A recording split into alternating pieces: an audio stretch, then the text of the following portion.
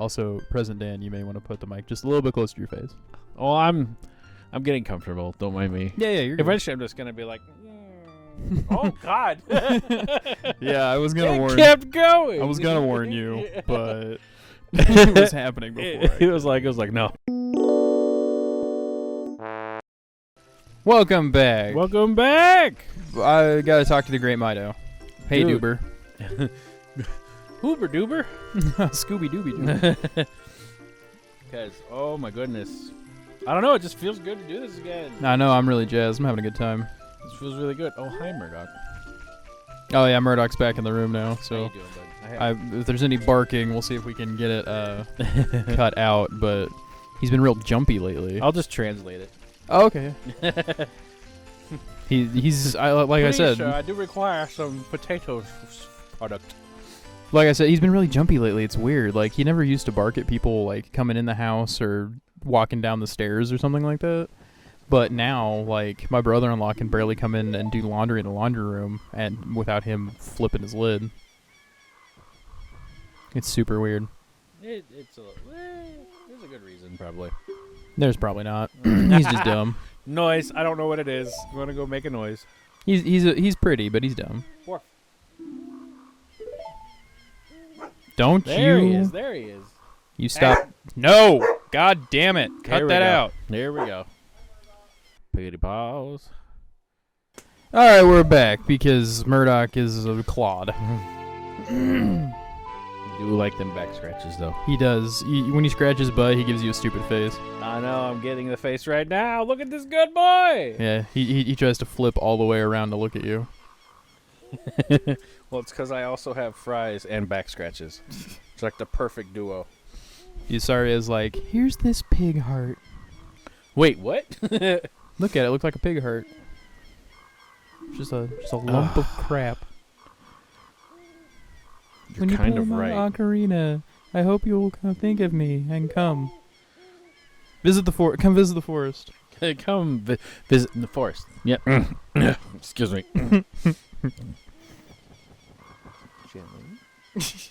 He's trying not to bite you. Oh, I'm gonna sneeze.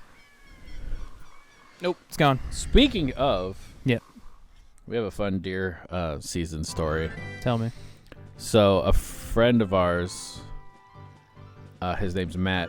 He never gone deer hunting, so he got to go with us this year. And he said his only request is to be able to take back a deer heart. Am I Down a little bit. Twist it down. There you go. Oh, okay. So his only request is he wanted to bring home a deer heart. And Dad and I are like, why? And he goes, all right, don't think this is weird. We found a cookbook from a guy who's like a survivalist. And they want to try deer heart. And there's a deer heart recipe. And he wanted to try it. But also at the same time, when he does his work out of the field, he's with a team of 3 very squeamish people. So he wants to cook this heart in front of them and eat it. Hell yeah. And I'm like, you know what? I was going to say no at first, but this is amazing. Let's make it happen. That's pretty fucking savage, honestly. We got him too. I thought it was going to be like, yeah, don't think this is weird, but I'm going to cast it in resin and wear it as a necklace. I'm gonna put water through it. I'm gonna use food coloring, so it's gonna be all sorts of weird colors. Dude, honestly, that'd be kind of cool though. Like you could take it and then you could like pour like Total Boat resin over it or whatever. Put it in like a vacuum pot. That would be kind of sick. And then you suck all the air out, and then when the air comes back in, the resin rushes into all the cavities where the air used to be. Ah! And so the whole thing will become solidly resin all the way through any place there was air. And then you could literally just like shave all the resin down till it was like just the deer heart, and then you'd have like a resin cast deer heart. That's wild. Yeah. I never. That's cool though. There's I would do that. There's a YouTuber that I watch who I fucking love.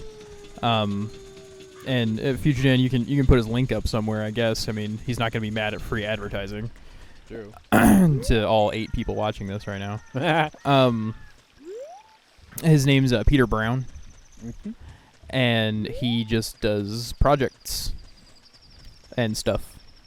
And Stuff and things. Yeah, stuff and things. He's got this series that he calls Die Trying, but it's DYE, where he uses household objects and household stuff to try to make dyes for resin.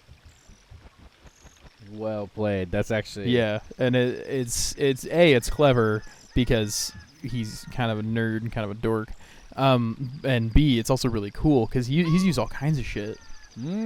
Also, I'm waiting for daytime for the castle door to open. Being locked out at night used to scare me. Yeah, would you know if you stay on the dirt paths, the skull kids don't spawn, or the stall children don't spawn? I didn't know this because I never take the paths. Holy shit. Yeah, here, did I just blow your mind from 20 years ago? Kind of. Earlier it was, no, if you hit it with a stick, it does a lot more damage, but you can only do it once. Hi, Murdock. There we go. Had to uncross my Gucci back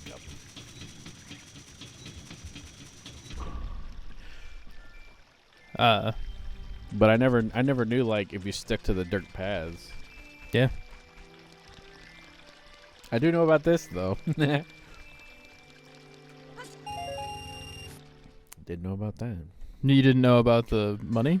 No, what I do is when I knew night was about to fall, but, like, I needed to do something in the Hyrule Market during the day, I would stand on the chain, and when the drawbridge comes up, I'm just standing on the chain overnight. Yeah. Well, and then if you, What up, girl? What's up, girl? When you, like when the drawbridge is up, if you run across it, there's like 3 of them. Oh. 3, like red rupees. This is Malin. Her dad went to the castle to deliver some milk. Some milk. Some milk. Some milk. So some moober. Do I? Okay. I'm gonna try to get the slingshot upgrade. Look at this guy. Okay, can I do it in 1? I think you can. I think on an N64 controller I could. I don't know if I'm gonna be able to do it on here. I can try though.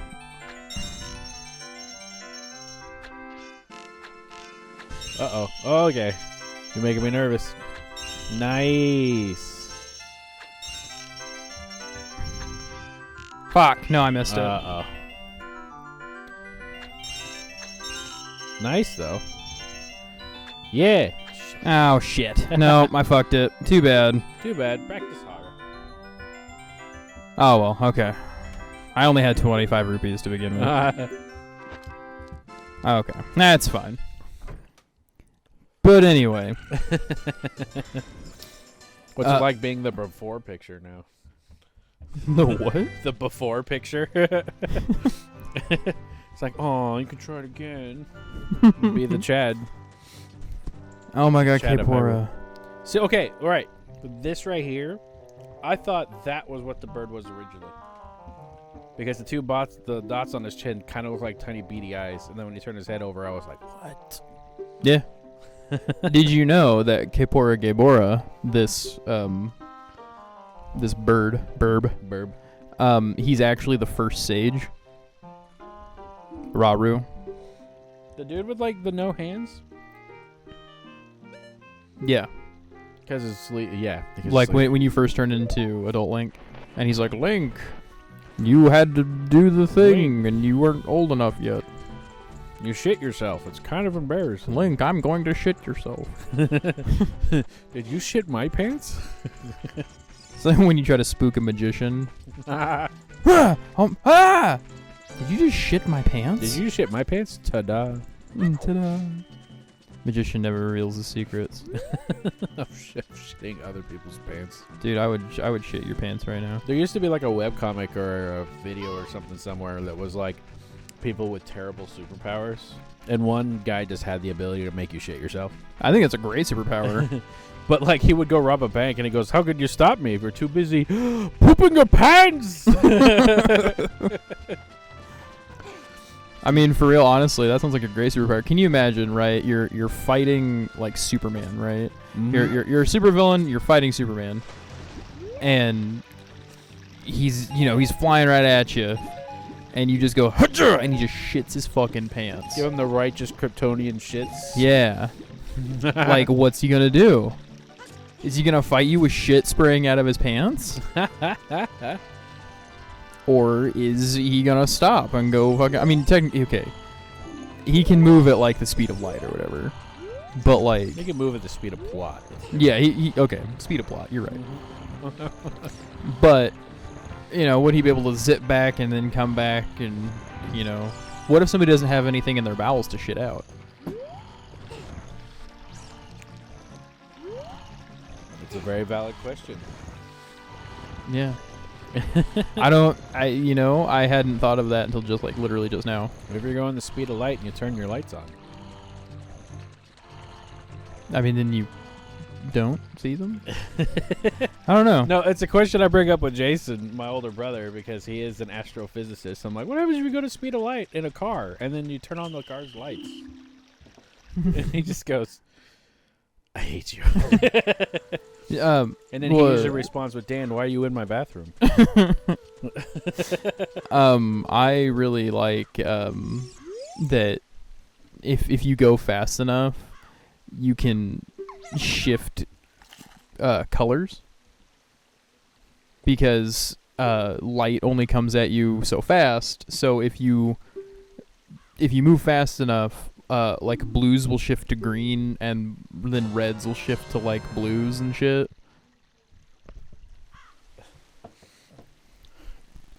And it has something to do with physics that I'm not very good at. Here, you can just take this and spray him with it. No, it's fine. Okay. It's fine. Murdock's just being friendly. Yeah, it's better than him barking at you, I guess. True. He's looking for the fries, but they're all gone, buddy. Yeah. I'm trying to tighten the mic. I love this dog. Is he licking you? He is absolutely making sure he gets every last bit of fry. Your hand still has salt on it. I must investigate. He does that. He noses up under my elbow like that while I'm trying to stream, because he wants my attention. I love him, but sometimes it's like, bruh. You'd think that I never fucking gave him any attention and that I never fed him, because he's always all over me for attention and is constantly trying to eat my food. My dog. I'm starving. My dog, Beauregard. You would have thought he never ate a day in his life. But the moment food gets involved, he will be like resting his. This is fun. He will be resting his head on your leg and drooling all over it. I'm tempted to record it as like a video, and then we can like just put it up on the screen. I'm just of him just trying to get all up in your shit here. Murdock, my man. Oh no! Technical difficulties, but up the best way. All right, here he is. This is what we're trying to do. Murdock, my friend. This is what he's doing. My man. Oh, now you're being mellow, huh? Yeah, well, he gets camera shy. No, there he is. What the dog doing? What the dog doing? He's just trying to get all up in your shit. What are you doing? Who's a good boy? Now, please. Murdock. What? Well, see, you gave him French fries, and now he wants pets. And now we're best friends. He's your best friend. He'll still bark at you when you come in though, because he's dumb. Oh, I wouldn't grab his mouth too much, because that's how I tell him I want to play with him. Oh, okay. Hey, Murdock, you have to get down. I love you though. Because I like tap him all over the face, and then he gets angry. Murdock. My man. Just like a solid minute. There.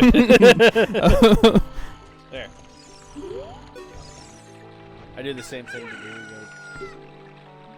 I usually just go boop, but then I do it until he gets annoyed with me. Hello, and who might you Who be? might you be? He's Talon, owner of the Lon Lon Ranch. I'm Mario. Yeah, and his pendant is Bowser's face. Wait, what? Yeah.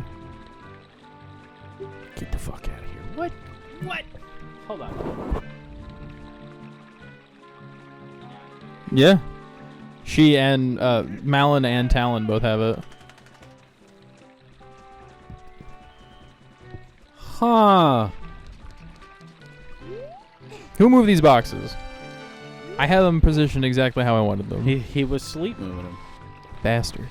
Like, I legit got up and looked at the camera, like, with my face against the screen. Like, get out of here. That is Bowser's face. I had planned on looking at Malin while we were standing there talking to her and being like, check out Bowser's face on the pendant. But then Murdock jumped all over you. So now it's Murdock's face on all the pendants. Yeah.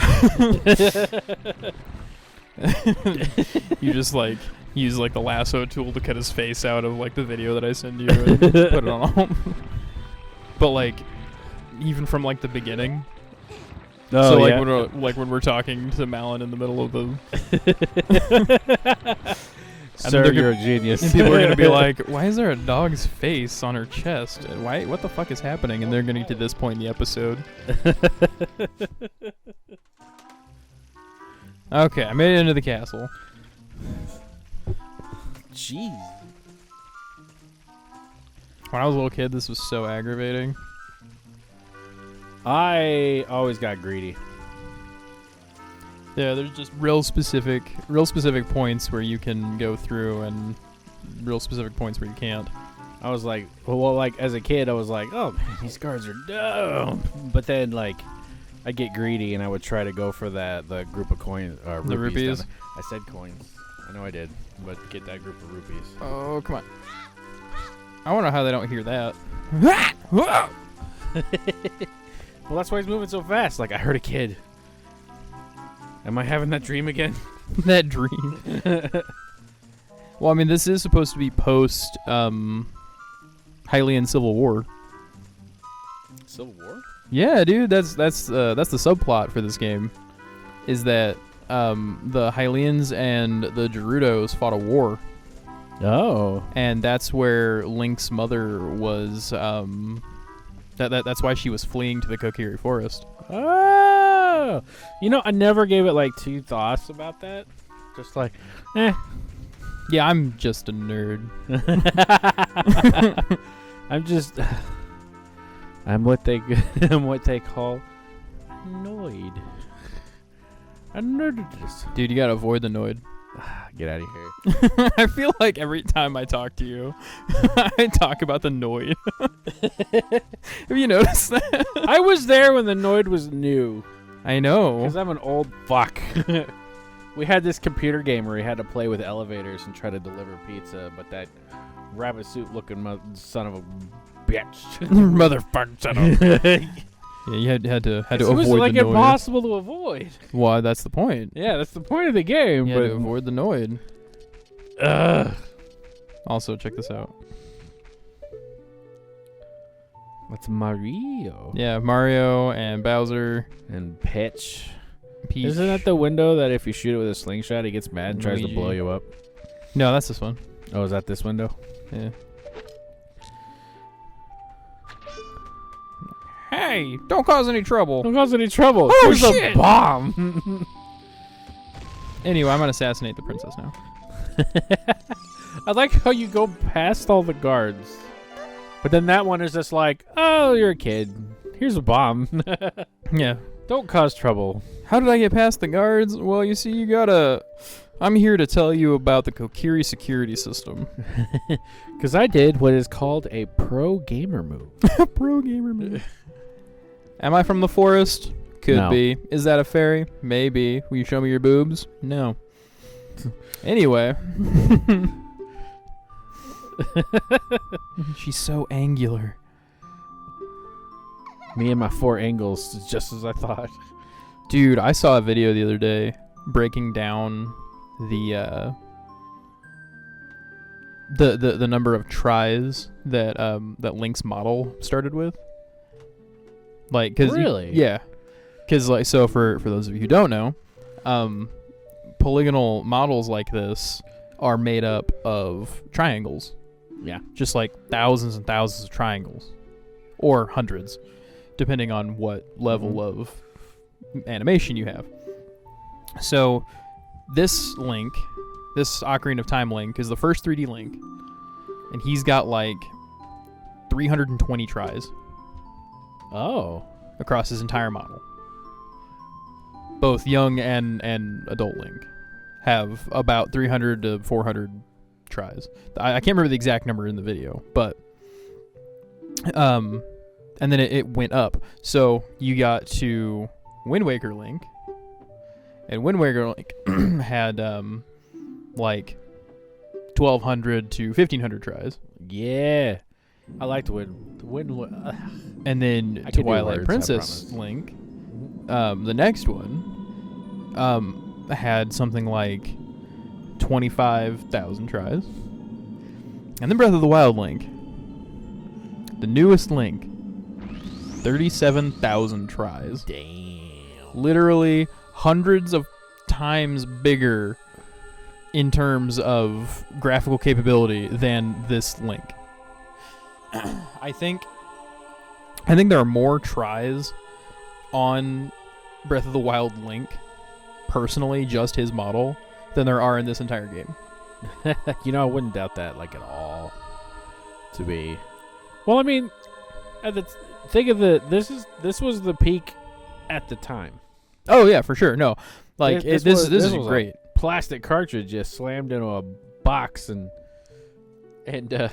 magic happens, and suddenly you're this child who snuck past guards and trying not to get blown up.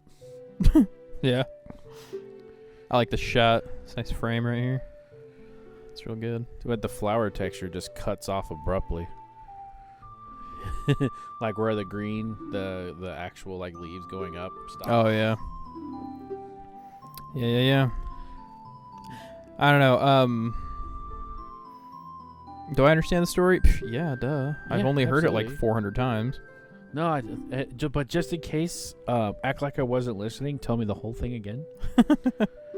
I was just spying through this window. But yeah, so like in this scene right here, she looks like she's winding up to give you the slap of a lifetime. What you mean? She doesn't have articulated fingers? Call her Captain Shovel Hands. Just like arm, back, shoulder. Yeah. She looks like she's gonna twist her whole body into it. Dude, I saw a freeze frame of this, and it said, "Can you see the man with the evil eyes?" And that guard on the right just had these big fucking like superimposed eyes that were like really mad.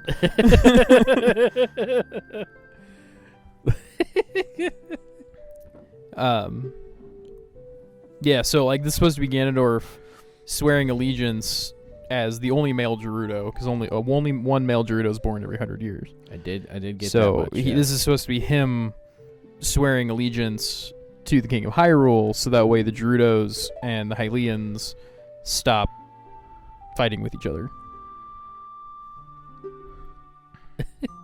But of course, it's just a ploy to get close to get a hold of the Triforce. Yeah, I did figure that much out on my many playthroughs. I just never thought this was like post the Civil War. I mean, it makes sense. Thinking back on like the facts and stuff now, it's just me as an 8-year-old kid. It's like, shut up! I want to swing a sword and go running. Hit things and go past guards. I want to run through the thing and do the stuff. He must have come to Hyrule to obtain it. But no, the entire world. Duber. Now we're the only ones who can. Are you sure that's your name? I just poopered. Have you ever answered her negatively? She just makes you answer again. Yeah, that in video games, that's what they call the illusion of choice. Mm-hmm. I fucking hate the illusion of choice. Cause when,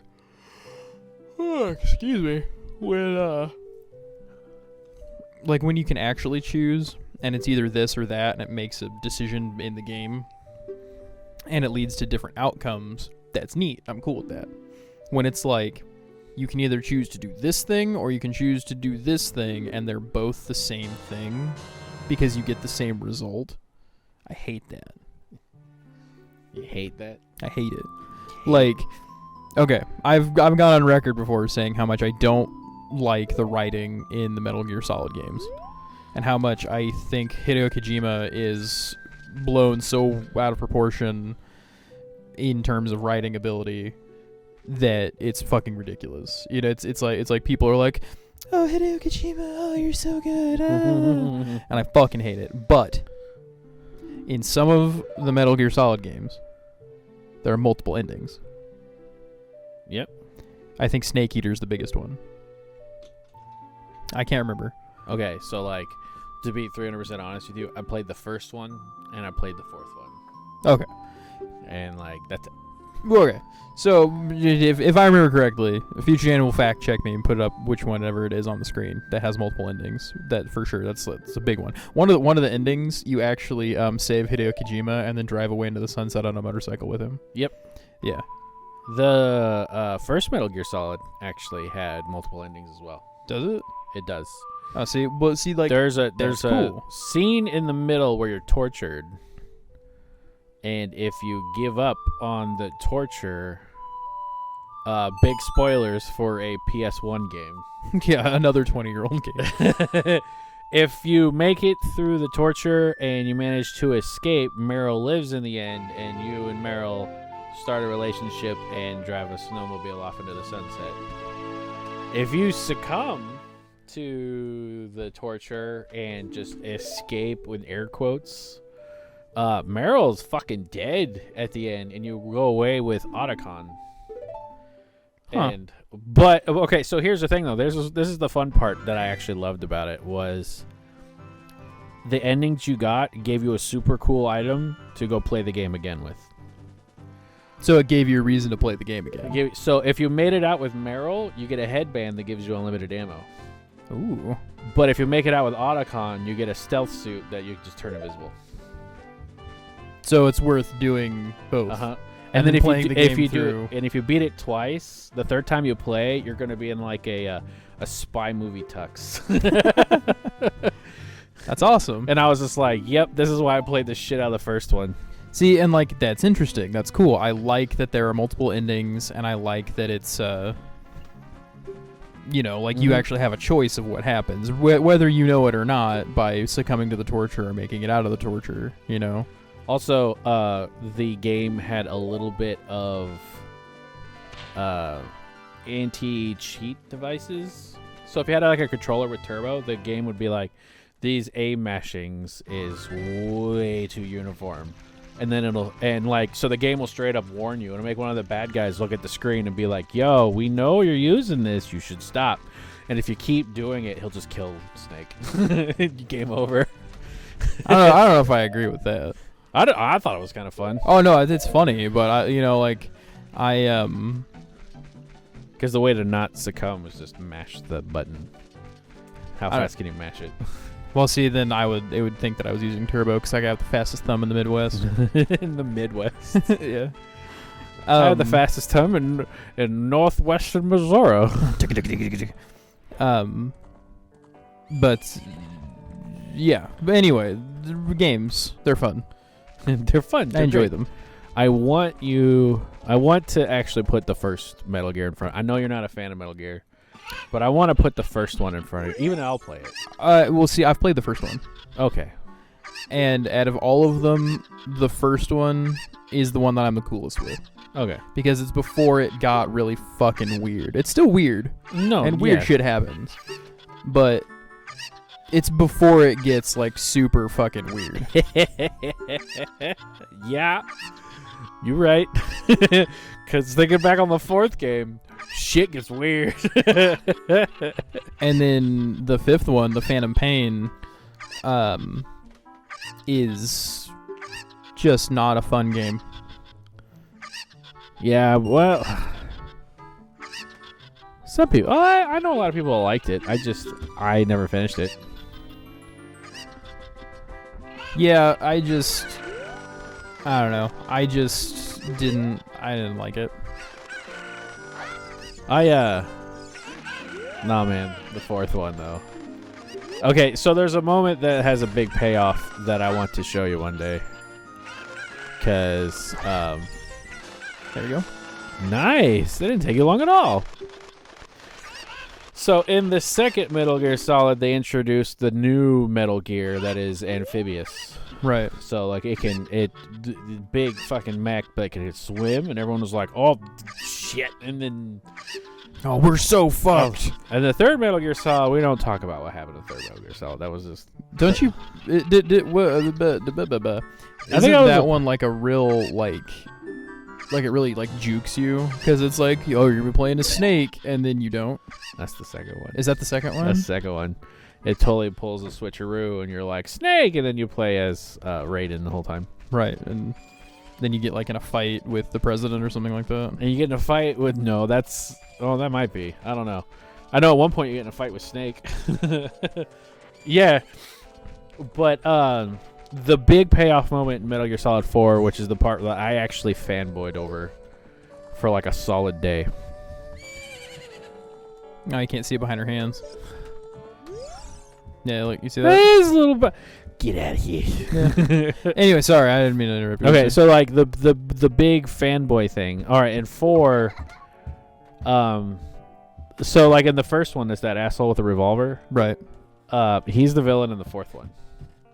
He's old as shit. Oh yeah.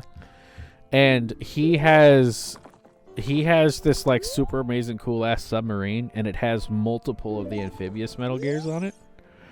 With our Metal Gear Ray. And then in the first game you're stopping Metal Gear Rex. Well, there's a mission where they go, we have to go back to where it began, and I'm just like, that's stupid. And they're like, Shadow Moses Island, and I'm like, wait a minute. That's not stupid. That's actually pretty sick. And you go back and you get to do all the same sneaking routes that you did before. And if you actually, as a fun mini game, it makes you do the first part in PS1 graphics and say it was like a flashback dream sequence from Snake. And if you pass it, you get this like PETA camo that makes you pixelated. Like PS1, it's really sick. That's awesome. But the big crazy point is, it is where you picked up Otacon. So Otacon's like, oh, I remember this place. And he manages to fix Metal Gear Rex enough that you get to drive it. Oh, and then that fights the new one. And then, so you're already marching through. You're laying waste to these enemies that used to give you all this trouble because you're in a goddamn mech. Right. You get outside. The submarine emerges, and now there's a mech battle between you and a Metal Gear Ray. Here's a stealth action game. Yeah, so that in a stealth action game, in a giant robot you fight. get a fucking mech battle, and and like at first I was like, this is probably the greatest thing I've ever blessed my television with. And like, so so this happened at like 5 a.m.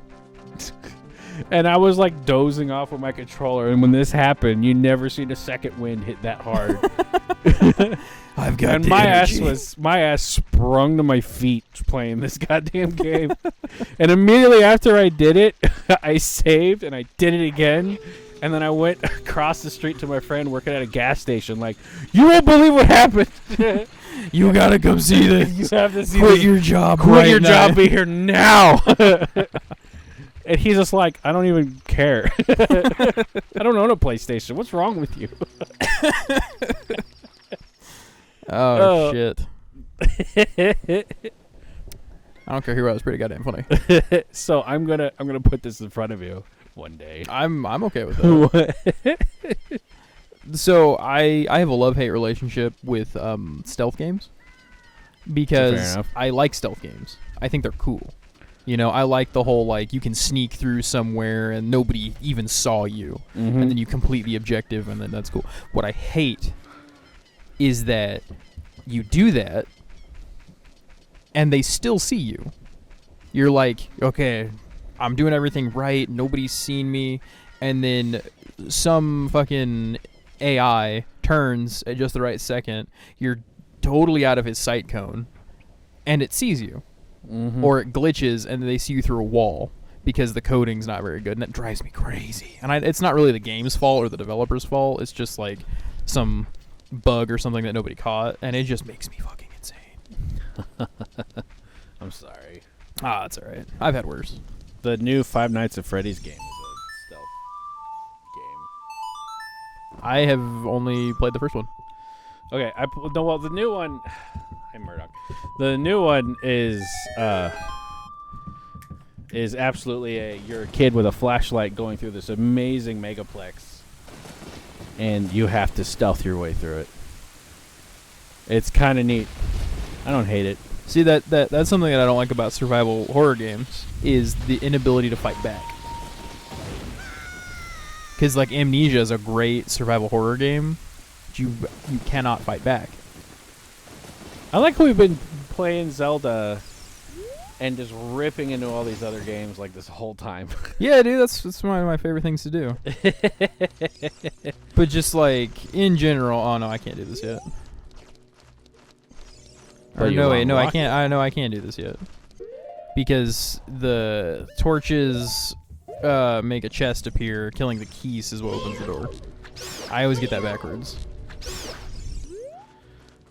I know that totally derailed our discussion because this game has been just us discussing. Yeah, dude. Well, like I said, at one point or another, I can play this game in my sleep. Yeah. And actually, fun fact, sometimes when I can't sleep, I play Ocarina of Time in my head. I hear you. Have you ever played the 3DS remake? I have. There you are. Silly bat. There we go. There we go. Technically, he's a Keese. Whatever. I don't put him in a door. I'm not going to call him a Keese.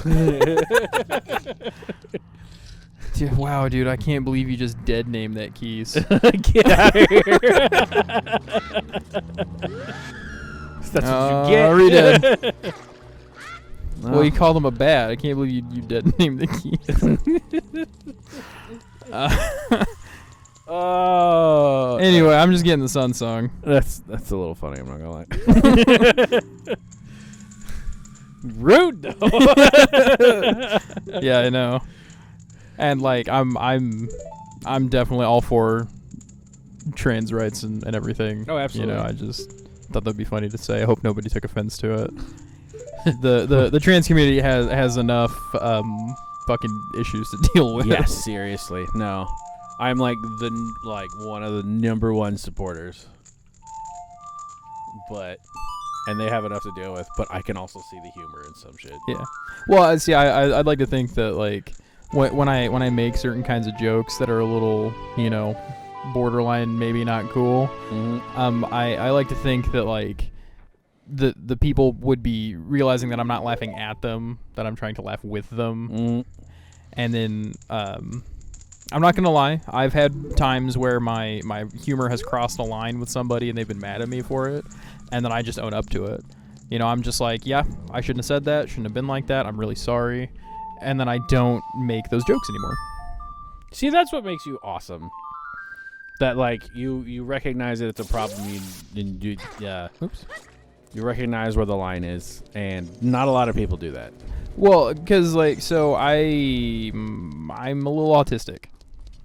Not gonna lie, I'm a little autistic, and I don't always understand social cues and why people interact with certain things the way that they do. So when I cross a line and people are like, hey, you crossed the line, I'm like, oh fuck, okay, you're right, I crossed the line. I honestly had absolutely no way to know that was happening, and I try really hard to make sure that I don't do those things. I'm keeping like a running tally of things in my head that I can't joke about, that I shouldn't joke about, and that I'm not going to talk about, you know? See, I'm terrible at that. So like, I'm just always... It takes me a while to find my words because I'm like always on guard and like carefully trying to choose words. Well, I honestly, I would rather dance around a point and not say exactly what I wanted to say or what I meant to say than hurt somebody. Right? And like, I definitely think that people should be able to talk about a lot of stuff, and people should be able to say a lot of the things that they want to say, but not at the expense of other people. You know? Broadswords and monitors, life lessons. God damn it! Stop talking to me. I want this chicken. Also a life lesson. God damn it! God damn it, Bobby! Get your dick out of Ladybird. My favorite is I Swear to God, damn, if it gets 1 degree hotter, I'm gonna kick your ass. That was me during the summer at the AMG. If it gets 1 degree hotter, I'm gonna kick your ass. Not that I really needed an excuse to kick his ass. Oh shit, we were running super long in this episode. Okay, We got in some pretty crazy in-depth discussion, my man. I'm gonna catch these chickens, and I'll have a bottle next time you see us. So, join us next time. We're gonna educational stuff. Didn't you need one of the chickens?